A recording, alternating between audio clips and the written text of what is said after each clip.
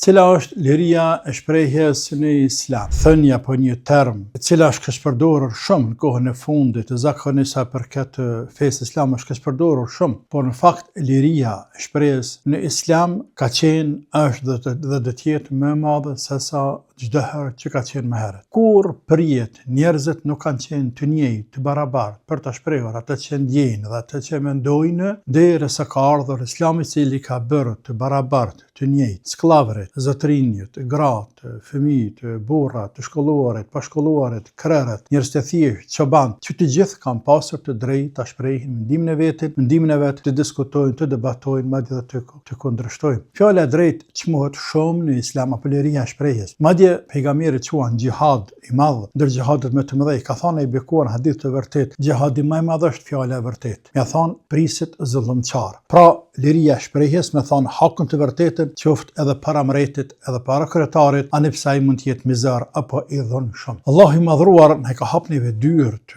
që të urdhërojmë për të mirë, të ndalojmë nga e keqja, madje na ka urdhëruar, por liria e shprehjes ka kufi, ka rregull. Ka kufi, derisa mos ta dëmton tjetrin, ta ruaj identitetin e tjetrit, ta ruaj fenë e tjetrit, ta ruaj moralin e tjetrit, dhe kështu me radhë. Kush pajton quhet liri e shprehjes, mja sha njeriu të gruan, nanën e babën, mja sha kombin, mja sha simbolin, mja sha fenë, kush pajton për njerëzve. Liria absolute të nderuar ka vetëm tek të çmendurit dhe tek hyjvanët. Përndryshe liri absolute të lirë nuk ka. Këtë dynja ka liri të cenzuar, të përkufizuar. Andaj duhet kemi parasysh se çfarë synimi ke shprehje dhe deri ku shkon kjo liri.